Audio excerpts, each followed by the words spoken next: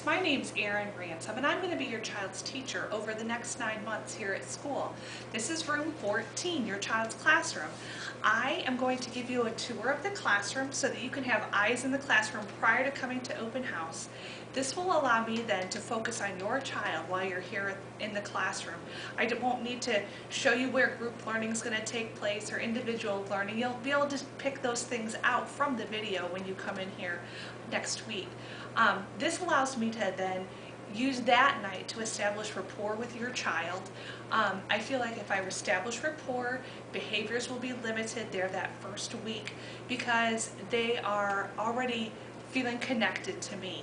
Um, I have lots of things I'm going to show you here in this video, some information on some slides, and this is just the beginning of a year-long dialogue that's going to take place about the behaviors, interventions, and modifications that we do to even prevent behavioral issues from becoming a part of your child's day. The placement of your child within the multiple disabilities classroom has been deemed the least restrictive environment at this time in their education.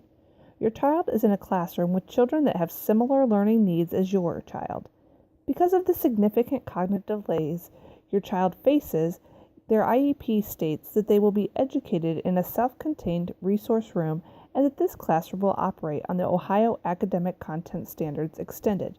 For more information on these standards, please refer to the reference list you received in your parent packet.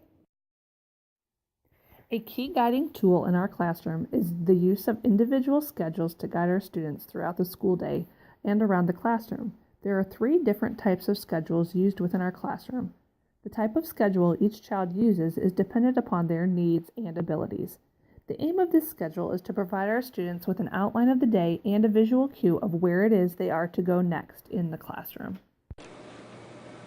Our classroom operates as a small group unit for several activities throughout the day, including but not limited to our morning calendar time, breakfast, read aloud activities, and activities that involve our social studies and science standards. The purpose of this group time is to facilitate appropriate social interactions and communication. Our times around the table together gives us the opportunity to directly teach our students to ask for what they want and use courtesy words such as please and thank you. Communication goals that our children have in their IEPs can be addressed during these group times in addition to their therapy time with the speech and language pathologist. The expectations for social interaction do vary from child to child within the classroom. This group time is also an opportunity for us to build understanding and acceptance of one another. Within our classroom, some students are nonverbal. For these students, we seek to create opportunities for choice making. We use 2 modes of communication for our nonverbal students: Picture Exchange and Proloquo, an iPad application created by AssistiveWare. The goal of both of these forms of communication is to create opportunities for our students to communicate their needs and wants. We also hope to increase the likelihood of spontaneous communication over time.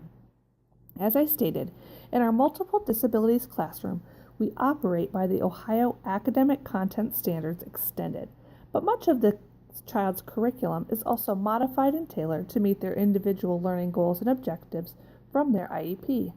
To meet these needs, as well as many of the content standards, your child will be engaged in direct instruction in an individual setting with myself as the teacher or one of our highly qualified teaching assistants. These assistants collaborate with me in the classroom to create opportunities for your child to master new skills at their own pace. As we work individually with students, we are able to easily assess and monitor their progress through their goals and objectives, as well as the content curriculum, and scaffold their learning with prompts and cues as necessary to support their individual learning needs. This individual, direct instructional approach allows us to minimize frustration and behavioral issues and maximize learning opportunities. One final aspect I want to cover is collaboration with therapists that provide related services to our students. These in-school services include speech and language therapy, physical therapy, and occupational therapy. Your child's therapist has a limited amount of time to spend working on each goal and objective each month. One of our aims in the classroom is to collaborate with these service providers to expand upon what they are doing so that greater gains can be seen throughout the course of the school year. Communication, classroom management, and collaboration are keys to success here in our classroom.